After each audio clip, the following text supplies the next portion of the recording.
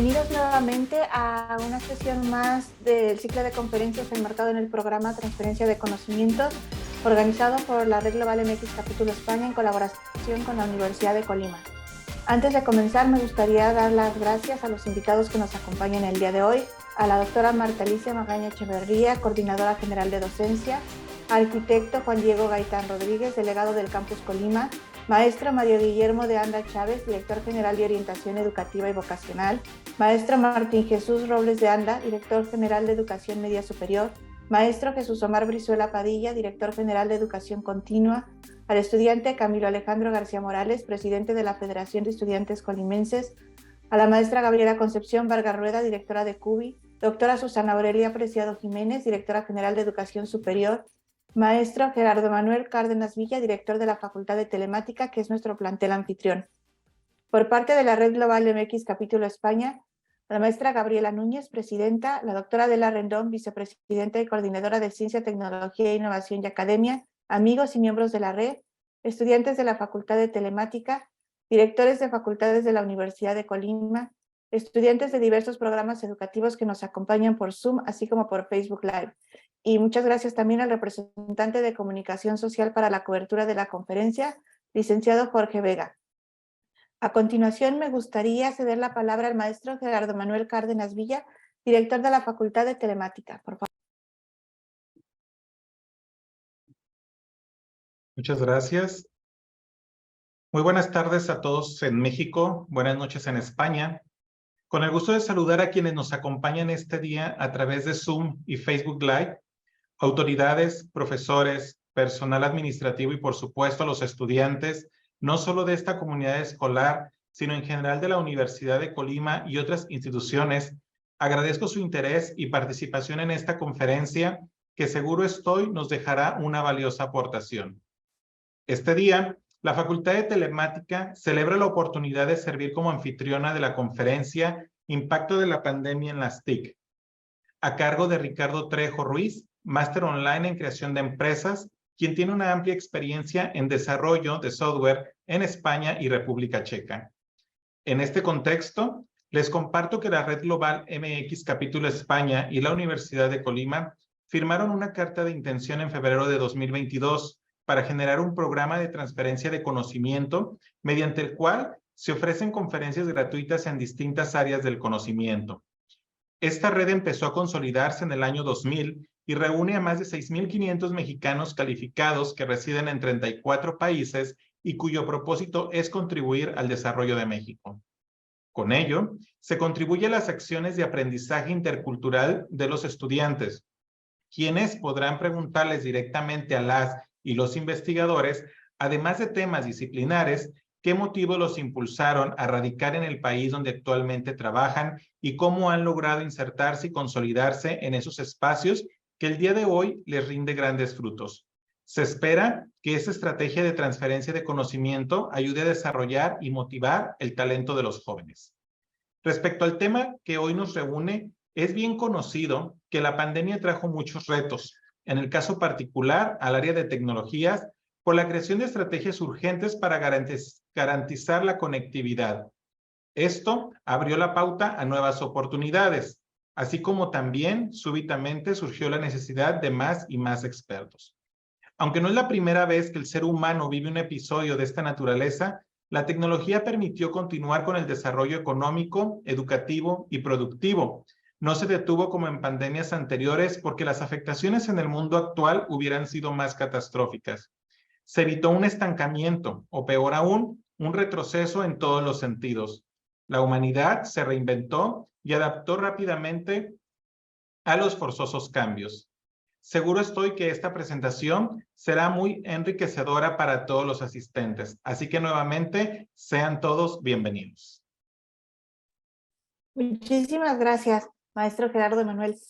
Bueno, sin más, voy a ceder la palabra a nuestro ponente, el maestro Ricardo Trejo, que seguramente tendrá, como siempre, una ponencia excelente. Muchas gracias. Adelante, Ricardo. Muchas gracias a todos. ¿Se me escucha?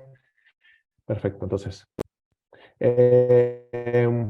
Muchas gracias a todos del otro lado de allá en el Pacífico. Esta conferencia más que todo es para, pues, cortitas, para alentarlos a seguir estudiando informática o relacionado a temas que requieren de software, de arquitectura de software, de comercialización de software, de investigación en software y todo lo relacionado con la nube, con servidores on-premise y toda esta red de negocios. Muchas gracias por la invitación. Y bueno, vamos a empezar para después ir por las preguntas. Ahora sí que lo más pronto posible, mejor. Voy a compartir pantalla.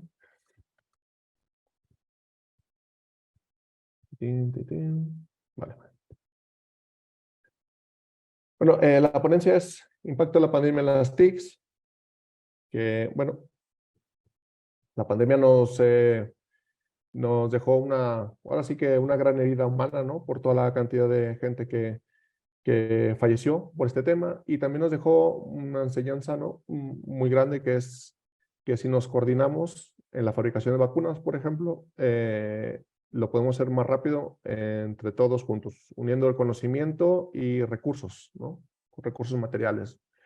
En la informática pasó algo sin precedentes antes, que es que se revalorizó todo lo que es los ingenieros en informática, los técnicos en informática, cualquier cosa. ¿Por qué? Se revalorizó por solo un hecho, que es que todos estuvimos encerrados en casa, ¿no? Ese encerramiento en casa obligó a varias empresas para seguir produciendo sus productos y servicios, contratar equipo de software, equipo de hardware y sobre todo servicios de comunicación como Zoom, Microsoft Teams y otras plataformas, ¿no? Eso produjo que muchas empresas se dieran cuenta lo atrasados o lo actualizados que estaban en este rubro, ¿no? Pero aún así, todo el sistema sufrió una crisis.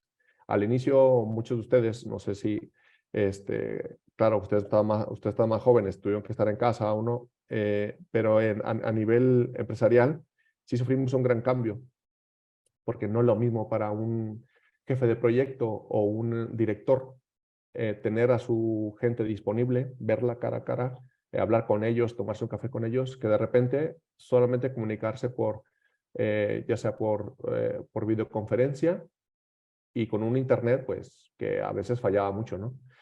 Todo esto se fue mejorando poco a poco. Las industrias de telecomunicaciones tuvieron que invertir grandes cantidades de recursos en mejorar mejorar su cobertura, y pues llegamos al punto que estamos ahora, ¿no? Ya después de 3 años, después de 3 años de aquella pandemia, pues lo que nos ha dejado es que nuestra industria se ha revalorizado muchísimo. Esto de que muchas empresas se sentían un poco desfasadas fue también por el impacto que tuvo el cloud. La computación en la nube requiere también muchos recursos, aparte de informáticos, requiere recursos de personas que sepan instalar el software de las empresas en la nube, ¿no? Este tipo de perfiles no se encontraban y se tuvieron que estar creando prácticamente al vapor. La industria de cloud ya existía, ya tenía alrededor de unos 10 años, pero con este impacto de la pandemia se vio acrecentada muchísimo, ya sea Amazon Web Service, ya sea Azure, ya sea nubes privadas, tuvieron que contratar muchísimos. Entonces, hubo una realineación de lo que de lo que las empresas buscaban para poder seguir ofreciendo sus servicios y para poder instalar esos servicios en otras plataformas que anteriormente no tenían en cartera o lo tenían a largo plazo, ¿no? Como ahora sí que después y la pandemia los tuvo que colocar en la situación actual. Esta diapositiva que estoy presentando es Rastad es una compañía de recursos humanos que saca informes periódicamente. Y en este informe, que fue de noviembre del 2022, reflejaba la demanda que había en profesionales, ¿no? Para el 2022 se detectaron que los sectores de hostelería, que es vacaciones, esto es prácticamente en España, ¿sí? Sectores de hostelería, informática y educación fueron los que más presentaron. Y más que todo se fija en hostelería, eso es normal porque la pandemia, como estuvimos tanto tiempo cerrados, pues muchos hoteles quitaron habitaciones de alojamiento, cerraron habitaciones simplemente. Muchos cruceros ni siquiera salían. Entonces, esto era un comportamiento normal en España acerca de la hostelería, ¿no? Hostelería se quiere referir a todo lo que sea de cruceros, hoteles, alojamiento, ¿no? En informática, si se fijan, hubo un crecimiento del 110% respecto al año anterior. Y esto es por la demanda misma del COVID, ¿no? Se necesitaba muchísima gente para poder abastecer la demanda. Y esto es 2022. O sea, el cambio abrupto que fue el 2020 al 2021, pues también se reflejaba, ¿no?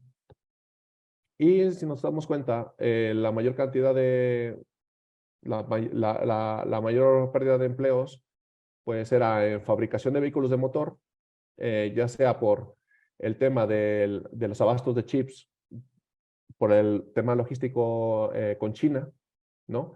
Que no se puede vender un coche en 99% terminado, tiene que ser al 100%, ¿no? Entonces esto redujo muchísimo la demanda, la producción de coches y hasta la fecha, ¿no? Y también por el cambio de las cadenas productivas para poder producir los coches eléctricos, ¿no? En Europa se está invirtiendo muy fuerte en eso. Y bueno, pues es un sector que, por obvias razones, perdió gente, ¿no? En agricultura y en hogares de empleados domésticos. Esto es importante porque también en España, como en México creo que el año pasado fue que se incorporó a las empleadas domésticas al Instituto Mexicano al IMSS, perdón, se incluyó en el IMSS para que los empleadores la registraran, ¿no? Y en España esto sucedió hace 3 años, pues si no me equivoco, entonces por eso ya tenemos esta logística de cuántas personas menos en hogares se desescribieron de la sanidad pública aquí en España, por así decirlo. Bueno, siguiente. Vale. Entonces, ¿cuáles son los factores que dificultan el proceso de selección? Según Rastad, el tema es que el 64% de los empleadores no consigue el perfil adecuado. Eso es en general, ¿no? No se consigue. ¿Por qué? Porque lo que les he dicho, no es lo mismo instalar tu aplicación en un servidor on-premise que en la nube, ¿no? Y los profesionales de la nube prácticamente no existían, ¿no? Había muy pocos. Y también los profesionales que supieran de microservicios o de arquitecturas orientadas a servicios o orientados a eventos, también son menos de los informáticos comunes al uso que puede producir una universidad o un centro de educación, ¿no? En España, el Instituto de Empleo ofrece cursos gratuitos a los desempleados para poder estudiar informática, ¿no? Esos cursos suelen durar entre 6 o 2 años, dependiendo de lo que quiera la persona adquirir. Claro, pero eso se enseña lo mínimo, ¿no? Que es un algoritmo, flujos, pero ahí, por ejemplo, no te enseñan cómo instalar tu software en la nube, ¿no? Y ese tipo de deficiencias son las que se muestran aquí, ¿no? También muchos, como había comentado antes, muchos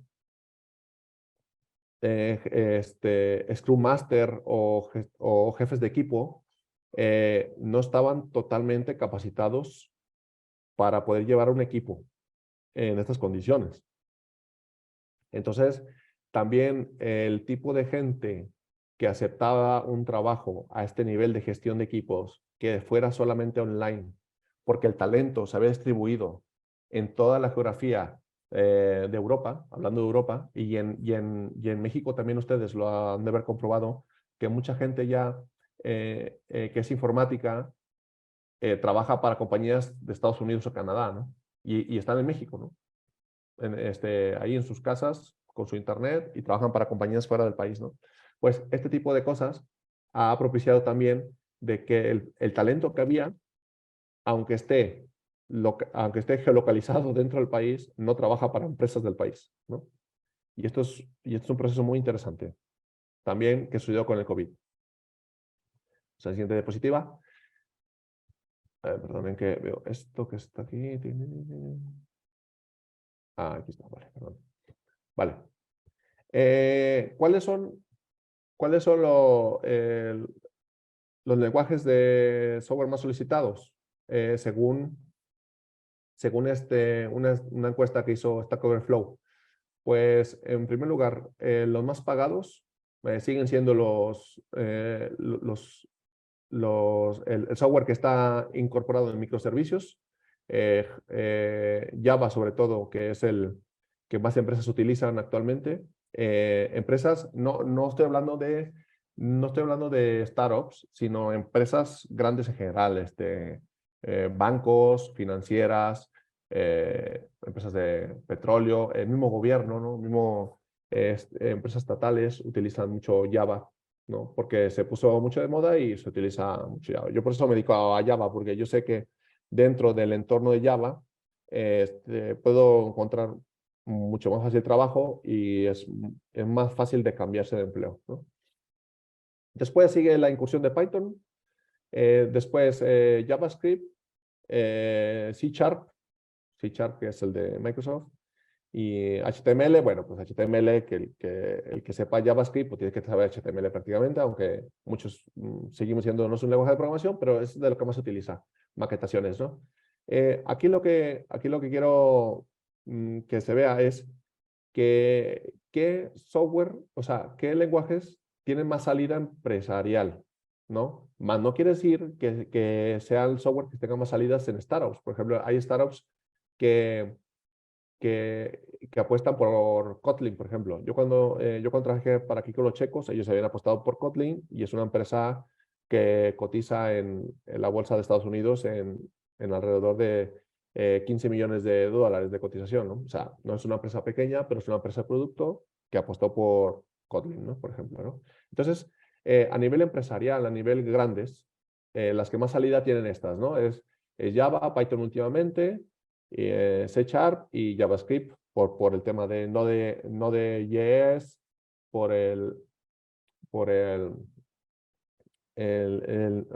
Node.js y sus frameworks, que es Angular y las librerías de React, ¿no? Por eso es muy utilizado JavaScript. Vale.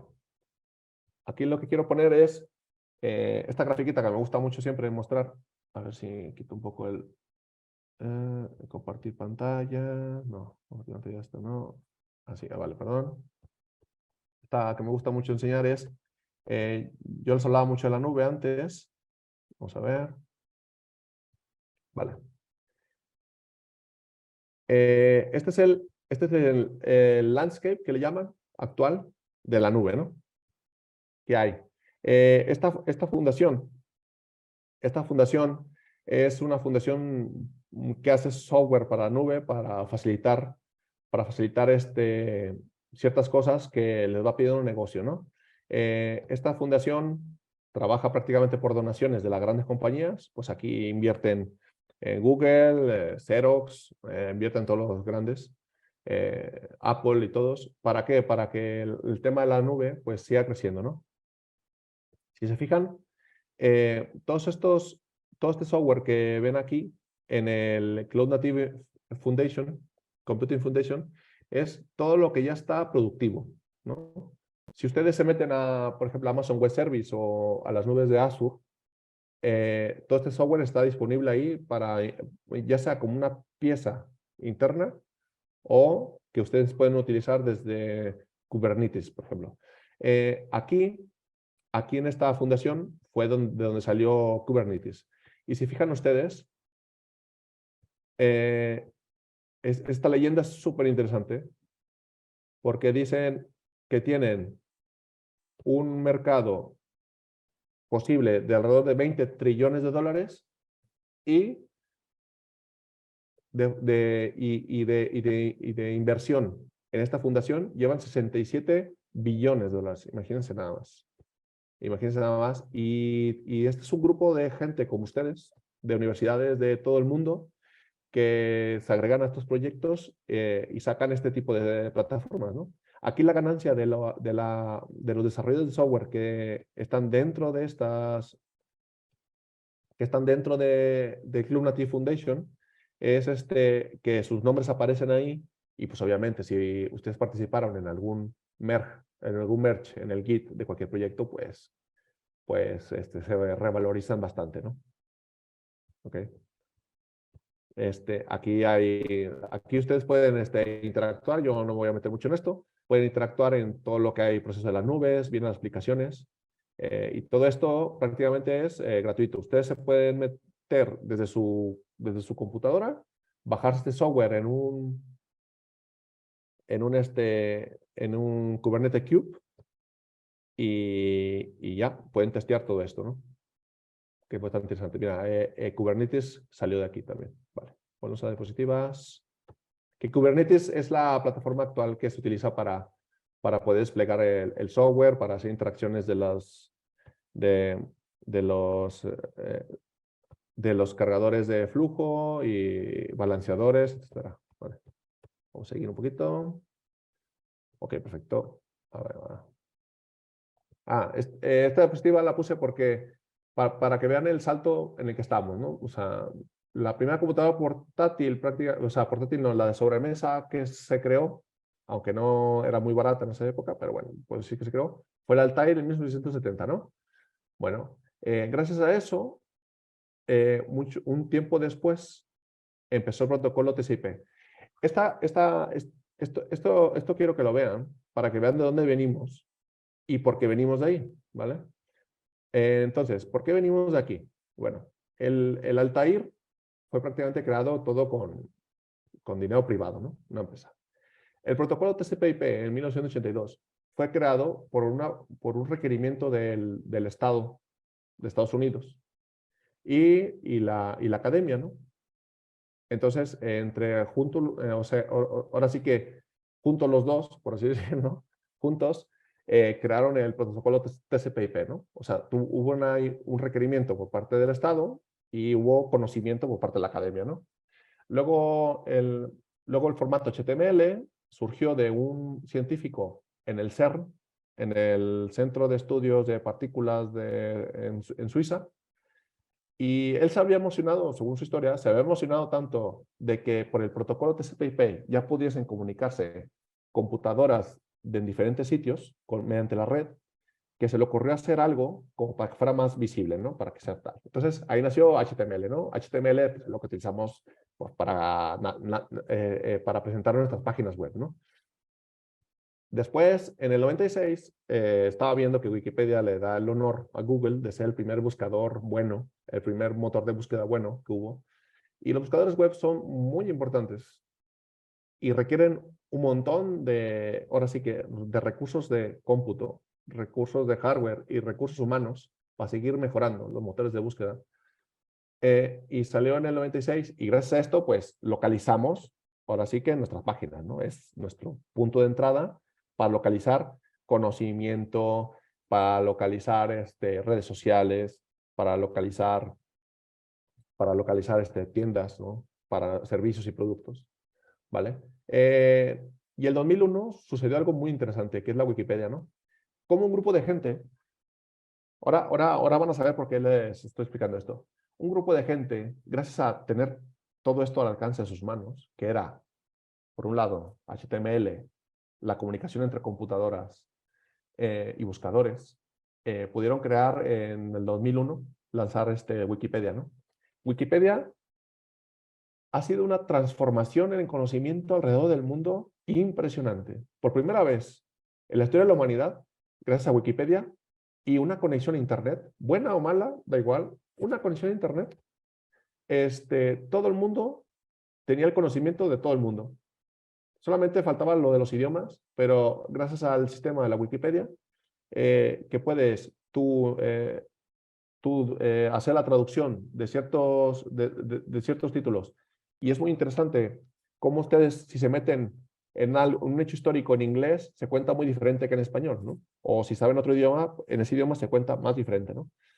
Y todo eso trajo un conocimiento a partes del mundo que si no hubiesen tenido acceso a una biblioteca o a un estudio superior, nunca hubieran obtenido. Y conocimiento que ni siquiera nos imaginábamos, ni siquiera necesitábamos para vivir, ¿no? Entonces, Wikipedia se fundó en el 2001 y fue un parteaguas, desde mi punto de vista total. Después, el 29 de junio del 2007, pues sabemos que salió el primer smartphone comercial de verdad, que es el iPhone 1, ¿no? Presentado por Steve Jobs. ¿Y por qué digo real? Aquí también este smartphone no fue solamente tema de la industria privada, también hubo inversión estatal, ¿no? La miniaturización de las cámaras fue gracias a una inversión del ejército de Estados Unidos, ¿vale?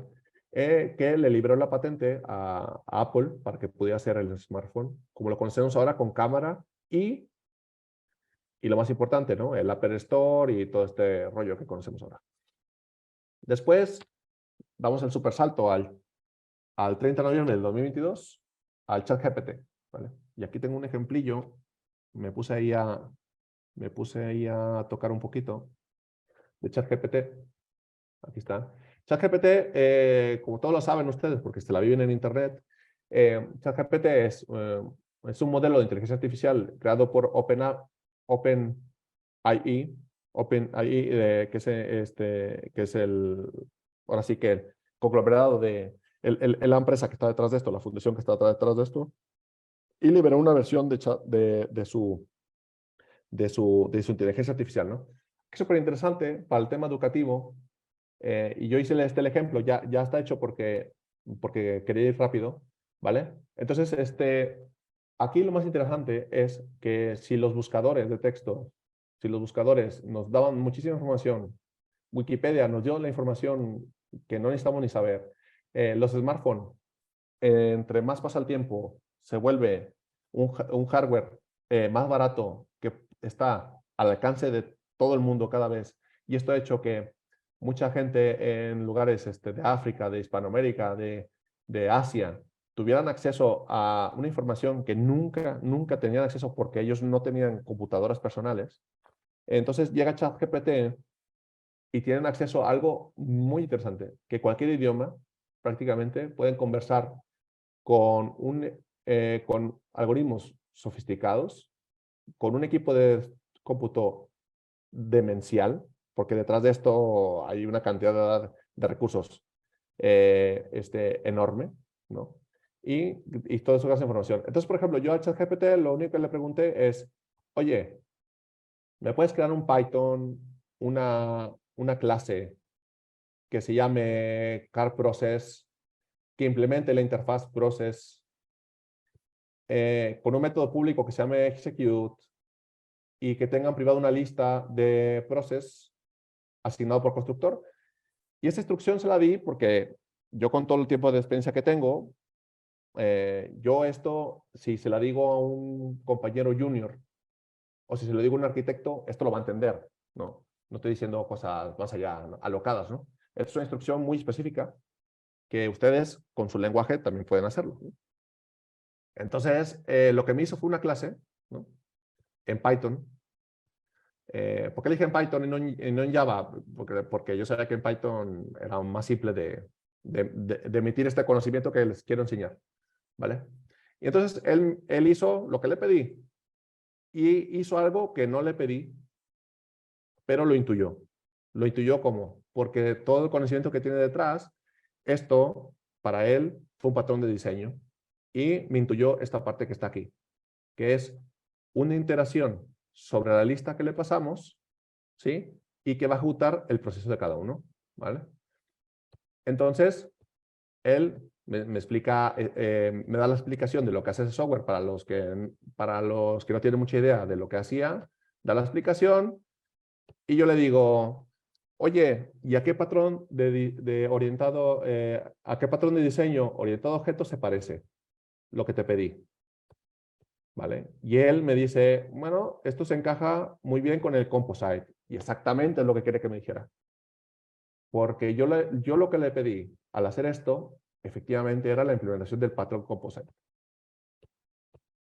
Y esto, la verdad, es súper interesante, como para el sector educativo es una herramienta muy poderosa, tanto Wikipedia como los navegadores web, como el mismo ChatGPT, es una herramienta súper poderosa para cualquier caso. Y aquí ya le pregunté otra cosa. Oye, implementame lo mismo en R, ¿no? Yo no tengo ni idea de R. Ya me implementó lo mismo en R. Es muy feliz, me hizo lo mismo. ¿Vale? Y ya le dije, lo más importante para lo que se va a utilizar en la industria en un futuro es en los test. En la industria he visto que mucha gente está muy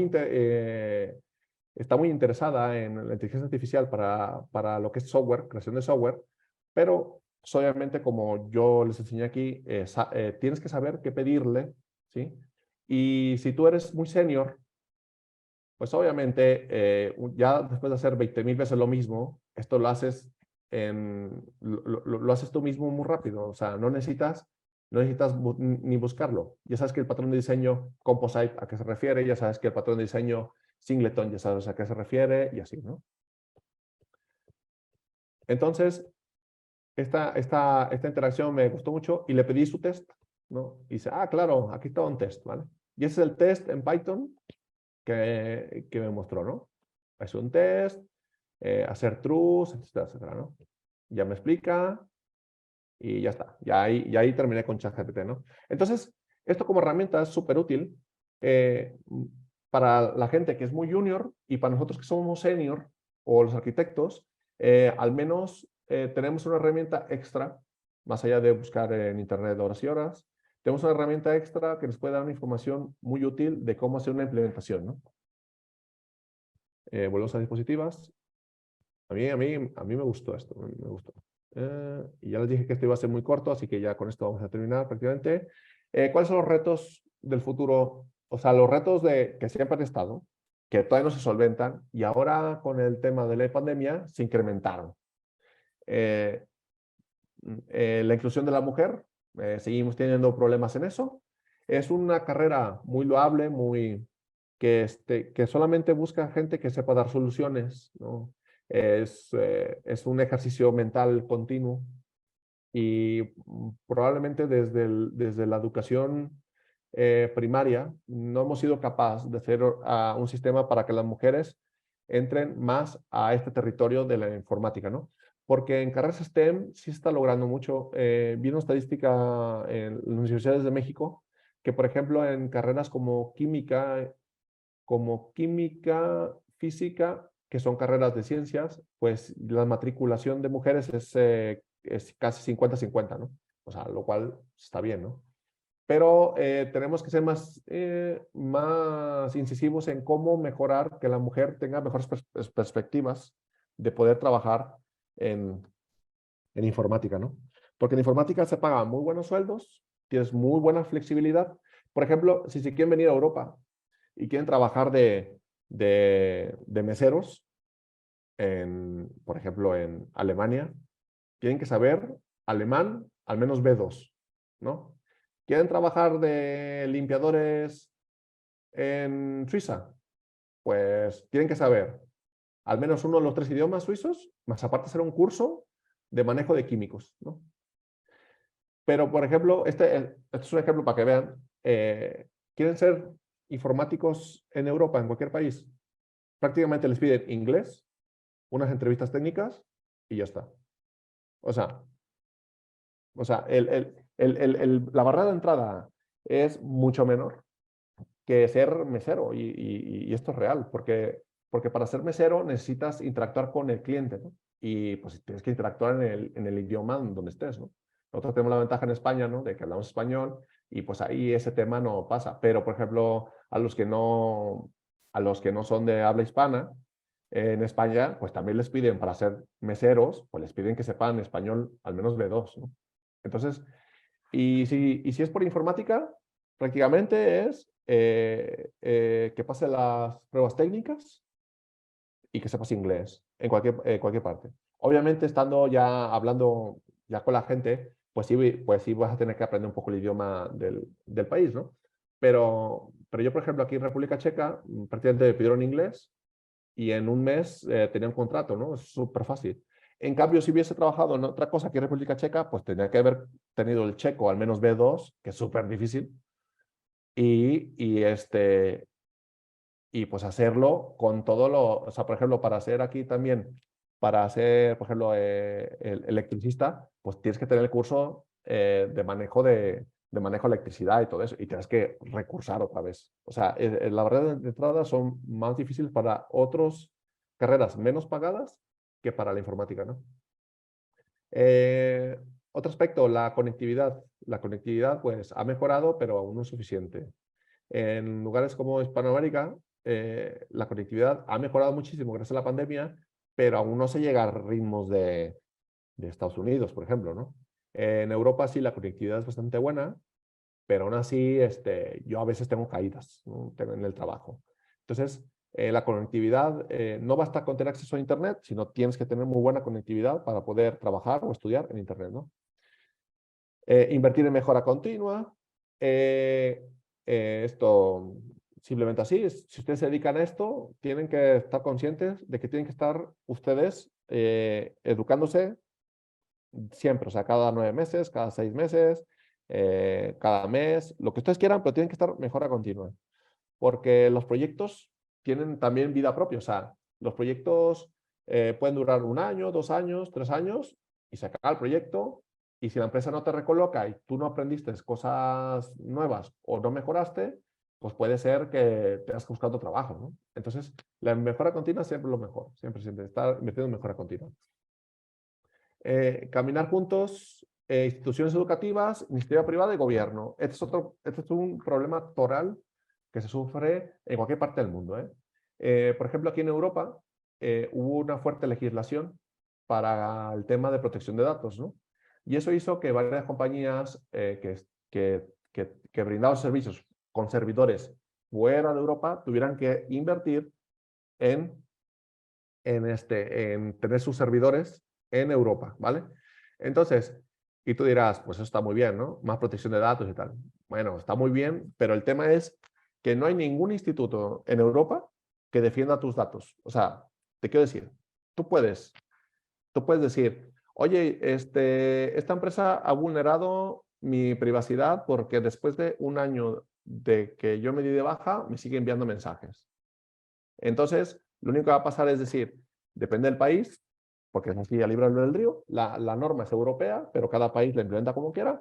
Depende del país, le pueden enviar una notificación a la empresa o decirle, o prácticamente decirle, lo anotamos aquí y a la estadística. ¿Me entienden? O sea, ese tema, pues sí hay que verla. La iniciativa privada también tiene que ver que si quiere ser competitiva, pues tiene que invertir también en software, o tiene que invertir en educación, o tiene que invertir en investigación científica, ¿no? Pero si las condiciones del Estado le son cómodas para no ser competitivo, pues obviamente no va a invertir en eso. ¿Por qué? Porque va a seguir facturando lo que necesita, ¿no? Sin embargo, si las condiciones legales hacen que haya más competencia en su sector, pues por ende va a intentar ser más competitivo, más productivo. Y, por ejemplo, aquí en Europa somos los amantes de la productividad, ¿no? Entonces se intenta hacer más con menos y es una mejora continua. Y de hecho, la Unión Europea, mediante el Banco Central Europeo, siempre tiene una serie de incentivos fiscales. No, perdón, incentivos fiscales no. Tiene una serie de incentivos en euros, o sea, monetarios, para las empresas que cumplan ciertas cosas, ¿no? Entonces, por ejemplo, si la empresa cumple con un tema de energía y en eso se llevó tantos millones, pues la Unión Europea le da unos millones y la empresa solamente gastó menos, ¿no? De lo que pensaba, ¿no? Porque son ayudas europeas, ¿no? Pero tienes que cumplir con ciertos requisitos, ¿no? Para ese tema. Pero bueno, al menos, ¿no? Y también las instituciones educativas, yo me acuerdo que antes del COVID muchas instituciones pues no tenían ni siquiera Zoom, no había forma de hacer una videoconferencia y ahora pues se vieron forzadas. Pues ya que hicieron ese gasto enorme de recursos, porque si se lleva un dinero en licencias y en capacitar a los profesores para que puedan utilizar las nuevas herramientas, pues habría que hablar ahora sí que con los gobernadores y con la federación para que ciertas normas favorecieran al país, ¿no? Favorecieran al país. Con inversiones extranjeras o privadas o locales, da igual, pero el tema es también un tema legal, ¿no?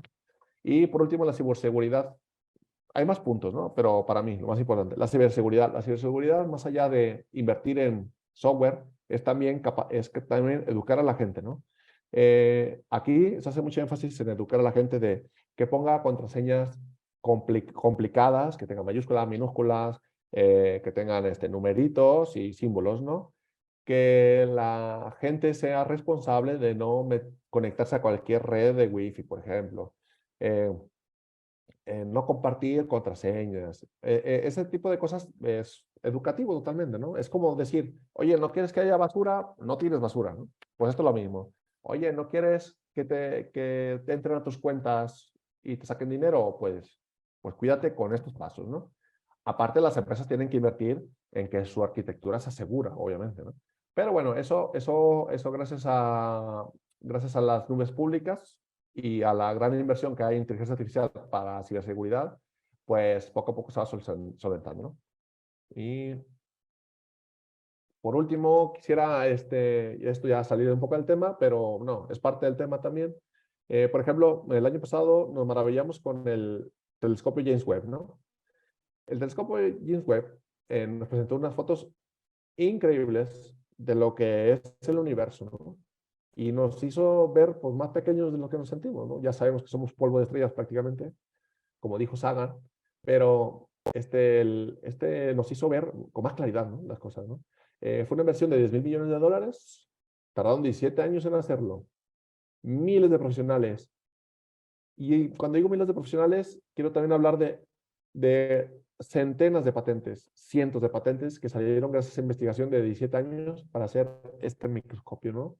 La cantidad de datos que brinda por día son 57 gigabytes por día, que llegan a unas supercomputadoras y le meten algoritmos ahí y los traducen en imágenes, pero ellos traducen en radiación y hacen un montón de cosas, ¿no? Y lo más increíble de todo es que todo el mundo que tiene un celular o que tiene alguna conexión a Internet mediante una computadora pueda tener el acceso al conocimiento de toda la humanidad solamente con conectarse a Internet, ¿no? Y ahora, ustedes también pueden trabajar en aportar a la humanidad también, conectándose a Internet, estudiando algoritmos, lenguajes de programación, arquitectura, clean code, etcétera, etcétera, ¿no? Entonces, a mí esto me encanta, ¿no? Porque si hubiésemos estado hace 40 años, pues ni Jane Webb, ni Internet, ni nada, ¿no? Nuestro ámbito sería muy local y tendremos mucha imaginación de lo que es el espacio, pero gracias a toda esta inversión del sector público con la empresa privada y el tema legal y las universidades, gracias a toda esta unión, pues podemos tener el James Webb, ¿no? Y ya para último, para terminar, Antonio Escotado era un filósofo español que murió el año pasado y tenía una frase muy buena que a mí me gusta y lo quiero compartir para terminar. Dice, el Internet está a la altura del fuego y de la escritura. Con el fuego es la extensión humana de la voluntad y la fuerza, ¿no? Pues para conquistar, para comer, para todo, ¿no? Esa es la extensión de la fuerza y de la voluntad, ¿no? Él decía. La escritura es la extensión de la memoria. Gracias a la escritura, ¿no? Ustedes pueden disfrutar de libros que escribió gente que ya murió, ¿no?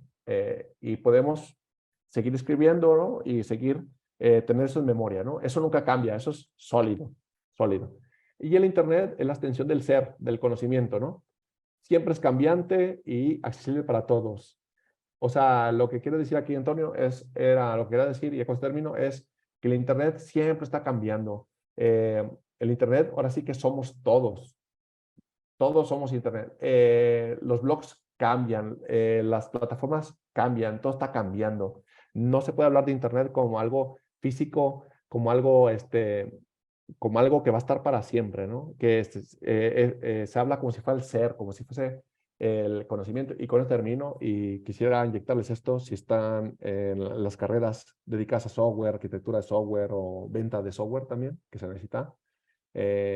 Apostar por Internet siempre es ganar, ganar, y gracias a Internet nos podemos comunicar ahora, ¿no? Yo estoy en las montañas de República Checa, vivo aquí y ustedes están en el Pacífico, ahí en Colima, y varias gente entre medias en todas partes del mundo, conectándonos gracias a una plataforma, ¿no? Con pantallas a color, ¿no? En tiempo real, ¿no? Todo esto es increíble y todo es gracias a que mucha gente se ha unido, mucha inversión privada, pública y mucha visión a largo plazo. Y con esto me despido. Muchas gracias. Y cualquier pregunta, pues intentamos contestarla. Muchas gracias, Ricardo. Como siempre, nos ha encantado tu ponencia. Y bueno, ahora pues los invito por favor a dejar sus preguntas en el chat y se las iré leyendo al ponente, por favor.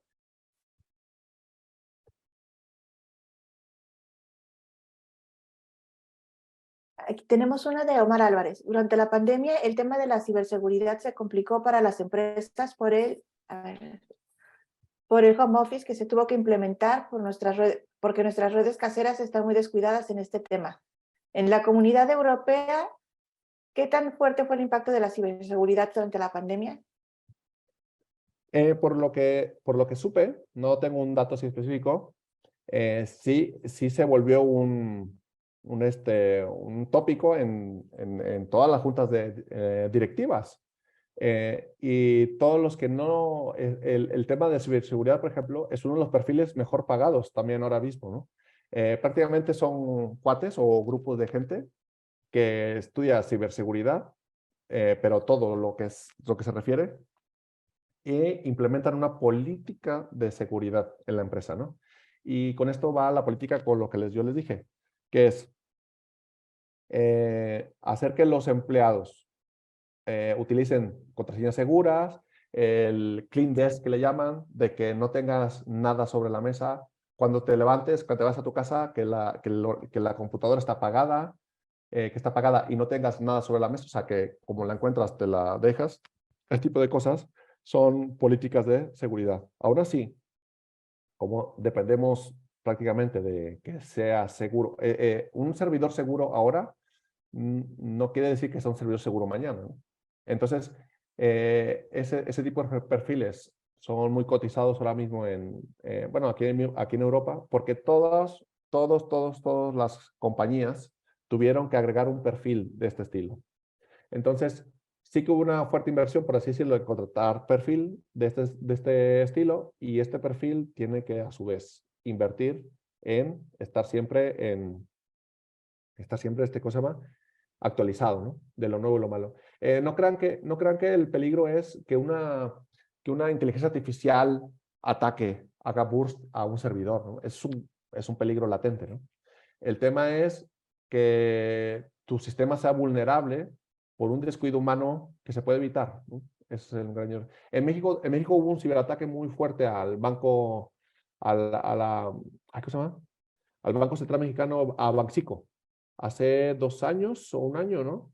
Y todo fue porque había alguien dentro que les facilitó a los ciberdelincuentes, les facilitó entrar en el sistema, ¿no? Por ejemplo, ese tipo de cosas, pues sí hay que evitarla. Pero eso hizo que Banxico sacara la cartera y hiciera auditoría de todos sus sistemas, y gracias a esa auditoría, pues tuvo que invertir en software, ¿no? Entonces, no hay que esperar a que te roben la información o que te hagan un daño, porque la confianza es un valor muy importante en la empresa, y todos conectados, pues es un gran valor. Cuando una empresa pierde la confianza, pues es difícil recuperarla.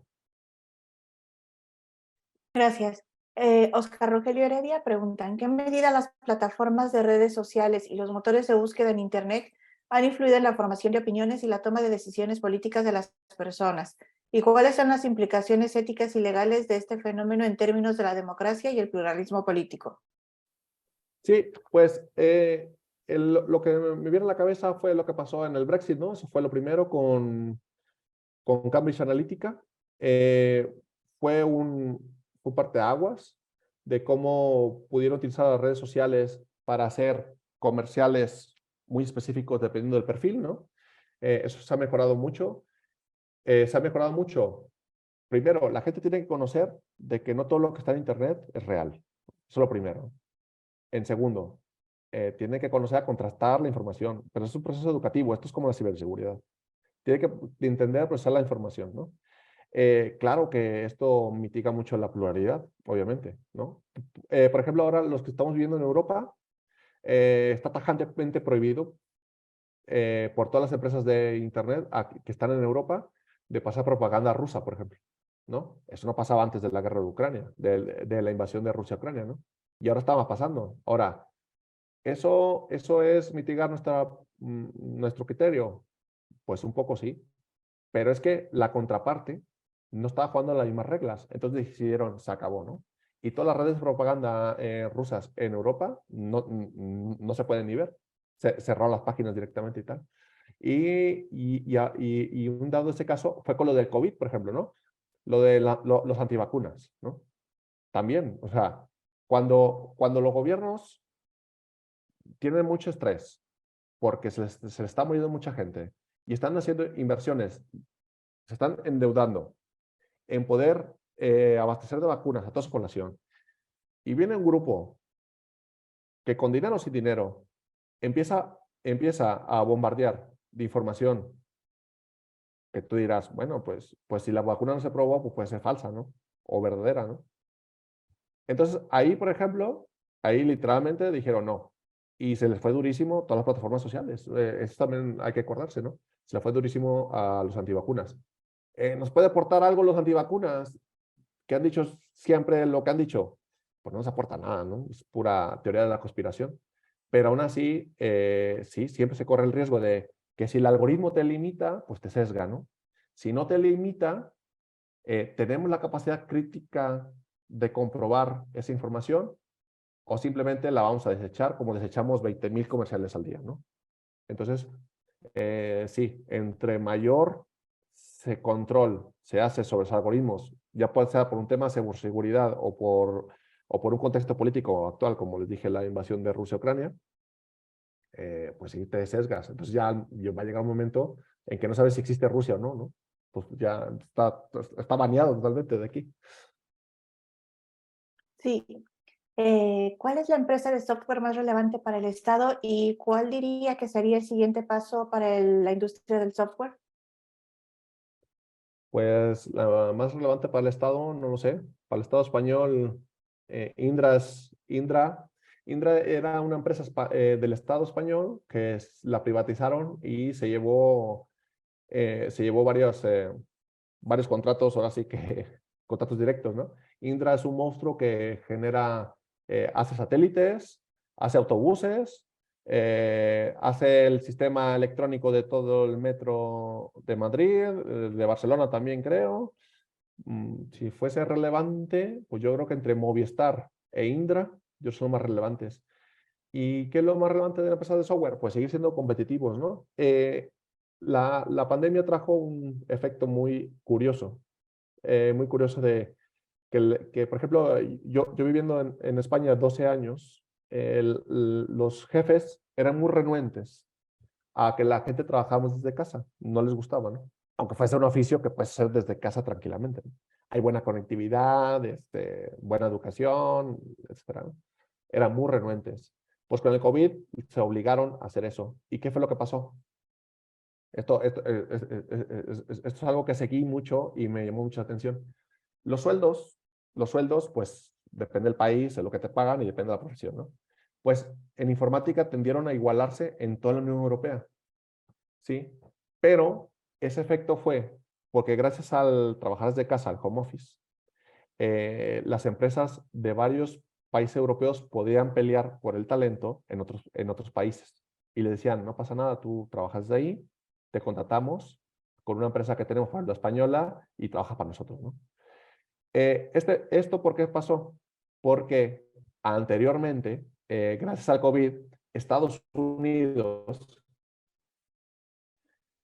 Unidos tuvo que contratar muchísima gente que no tenía en su territorio y empezó a jalar gente de los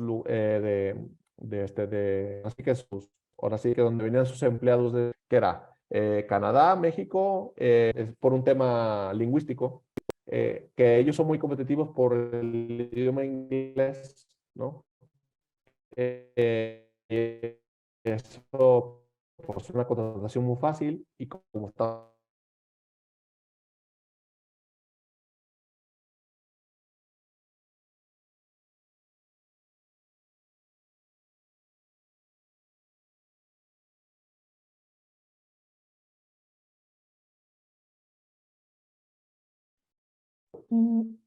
Creo que se Creo ha que perdimos, desconectado. ¿verdad?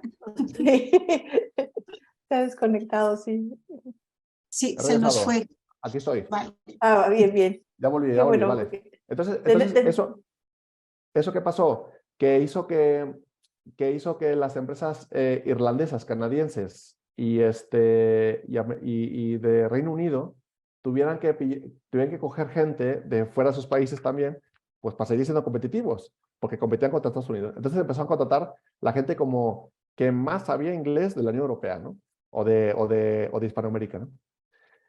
Y eso hizo que las empresas estas se quedaran sin esos perfiles y tuvieron que, ahora sí que traer perfiles desde abajo de las piedras, ¿no? Y eso hizo que los salarios prácticamente se igualaran. Yo, por ejemplo, cuando llegué a República Checa, se ganaba más en el mismo puesto aquí que en España, ¿no? Y ahora no, ya no hay una diferencia sustancial. Sin embargo, si ustedes son muy buenos en inglés y tienen 5 años de experiencia, pues les conviene, por ejemplo, trabajar en Estados Unidos, Canadá, Irlanda o Reino Unido, porque ahí los precios se dispararon, o sea, se dispararon. Un arquitecto Java, por ejemplo, un arquitecto Java, de costar 80.000 libras esterlinas, se disparó a 140.000 libras esterlinas, que es lo que pagaban por un arquitecto en Estados Unidos. Lo que pasa es que los buenos los llevaron a Estados Unidos, trabajando desde Londres o desde Dublín, ¿no? Desde sus casas, y estos tuvieron que buscar. Entonces, ese fue un efecto pandémico muy curioso, que nos salimos beneficiados en el sector, ¿no? Al fin y al cabo, ¿no? Nos pagan más haciendo más cosas diferentes, pero sí, fue también un efecto pandémico. Y bueno, tenemos una última pregunta de Juan Luis Campos. Dice, los mejores egresados de nuestra facultad casi siempre terminan trabajando en el extranjero o para el extranjero. Esto lo considero una merma a la economía mexicana, ya que se forman con el dinero público porque somos una universidad pública y los aprovechan generalmente Estados Unidos sin que les cueste nada. ¿Qué tiene que pasar, en tu opinión, para que la economía local pueda ofrecerles oportunidades de empleo razonables y competitivas? El caso mexicano es muy difícil porque Estados Unidos o sea, es donde mejor pagan en el mundo de informática, o sea, no tiene comparación, ¿no? Ahora, ¿qué tendría que pasar en el país? Pues que fuese más competitivo, ¿no? A nivel productividad, ¿no? Estando varios Twitter Spaces y investigando un poco, resulta que México, es por eso que les digo que tiene que caminar la academia con el Estado y con la iniciativa privada, ¿no? ¿Qué es lo que está pasando? En México se hacen racks para servidores. Se producen ahí en Guadalajara, los racks para servidores. Se ensamblan placas placas fenólicas para servidores. O sea, ponen ¿cómo se llama? El microprocesador y todo, las placas fenólicas. O sea, las placas, sus circuitos, todos. También se hace en México. Ese trabajo especializado se hace en México, ¿no? Se produce fibra también. Se instala fibra. ¿Por qué México no tiene una nube, por ejemplo? ¿Por qué? Porque saca la cuenta los que hacen las nubes públicas como Azure o Amazon Web Service y no tienes electricidad. O sea, no tienes todas las piezas para tener a los mejores capacitados ahí. Por ejemplo, ustedes han visto la planta de Tesla, ¿no?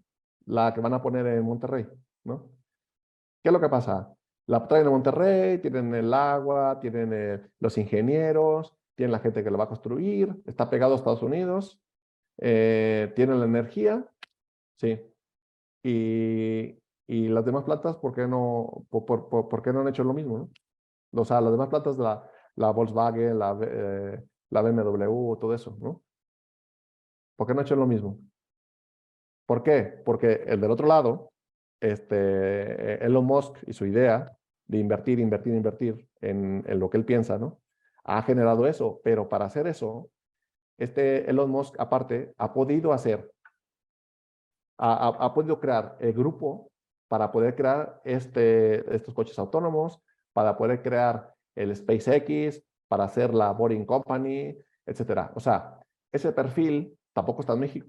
O sea, no hay un perfil, no hay un perfil mexicano a la altura de Elon Musk o de Steve Jobs o todo esto, porque México carece del tema legal, ¿sí? No es un país que sea bueno para invertir en este tipo de empresas de riesgo, porque son una empresa de riesgos, a fin y al cabo, ¿sí? Y si hay buenos ingenieros. México es un país que exporta muchos ingenieros al mundo, ¿no? Si hay buenos ingenieros. Y cuando van a otros países, se capacitan y se vuelven muy buenos ingenieros, ¿sí? Pero ¿qué pasa? Que no tienes la empresa privada, no tienes el que haga esto, ¿no? Legalmente es difícil invertir, porque tú inviertes, pero no sabes qué va a pasar con la inversión, no sabe si alguien te juega mal, no hay forma legal rápida de poder recuperar esa inversión o de que no haya impunidad, ¿no? Entonces, gracias al COVID, está pasando un efecto de que el talento mexicano que va a trabajar a Estados Unidos, porque son los que pagan más y ya está, ¿sí? Al menos ahora se pueden quedar en el país, ¿sí? Y está pasando en los nómadas digitales, ¿no? Mucha gente en Estados Unidos que gana no muy bien, pero gana bastante dinero, se puede ir a México a vivir, ¿no? Y trabajar para una empresa americana desde México, ¿no? Entonces, esa área de oportunidad también está muy interesante, muy importante. Lo que pasa es que los incentivos actuales de gobierno no están alineados con este tipo de tecnologías, ¿no? El tema eléctrico es súper importante y no se crece al ritmo que se debiera, ¿no? Y con eso quiero hacer énfasis de el talento mexicano está muy bien. Yo no soy de los mejores de mi generación ni nada, ¿eh? Lo que pasa que pues me fui a un país, ¿no? Donde me contrataron, ¿no? Me fui a España, encajé bien ahí, socialmente encajé bien y pude vivir ahí mucho tiempo y luego me vine aquí a República Checa por temas familiares, encajé bien, puedo vivir aquí, no pasa nada, hace más frío, pero no pasa nada. Me puedo adaptar a las cosas. Ustedes al menos pueden decidir dónde trabajar. Yo prácticamente me iba llevando el viento, ¿no? Pero ustedes al menos pueden salir de la carrera y pueden optar por una empresa mexicana, por una americana o por una canadiense, ¿no? Los canadienses también pagan muy bien. Y prácticamente les van a pedir lo mismo que les piden aquí en la Unión Europea, o sea, inglés y que sepan de informática. Es que es tan ridículo lo que les digo, porque para ser, y también para las mujeres, ¿no? Las mujeres que quieran flexibilidad para poder atender a sus hijos o estar en la casa o lo que ellas quisieran, la informática también se los da, ¿no? Con esto del home office. Si son buenas en lo que hacen y quieren incursionar en este mundo, ya pueden trabajar desde casa y pueden trabajar desde cualquier parte del país o del mundo, ¿no? Entonces, si a tu pregunta, pues es que no están los incentivos alineados. O sea, si invierte en educación, produces ingenieros, pero tu economía no es capaz de absorber esos ingenieros. Y ya no quisiera ni mexicanos. Yo soy más libre en eso. Y a mí me gustaría que en México se pudiera al menos incorporar a la gente de Centroamérica, por ejemplo, que cruza siempre, que va cruzando hacia Estados Unidos ahí, ¿no? Va cruzando hasta Estados Unidos, 200,000 inmigrantes al año que van cruzando y no se quedan porque no hay esa disponibilidad, no hay esa cantidad de industria que pueda incorporar a esa cantidad de gente. Entonces, más mexicanos emigran, más centroamericanos emigran Y pues esto es un cuento nunca acabado. Y nosotros, y solamente para decirles, nosotros aquí en Europa estamos con los refugiados ucranianos, ¿no? Los refugiados ucranianos, pues es gente que muchas solamente sabían inglés y ucraniano, o ruso y ucraniano, ¿no? Y aquí han visto que hay una protesta por los ucranianos o algo. ¿Y saben cuántas personas fueron? Fueron alrededor de 2,5 millones de mujeres, niños y ancianos. Mujeres, niños y ancianos. 2,5 millones en toda Europa, en las primeras 2 semanas. ¿Qué problema ha habido? Nada.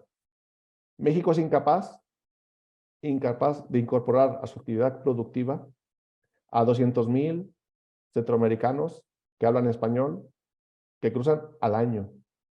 Y ahí está el tema. ¿Cómo podemos alinear los incentivos académicos, legales y privados para generar más industria y más industria respecto al conocimiento? ¿Cómo están?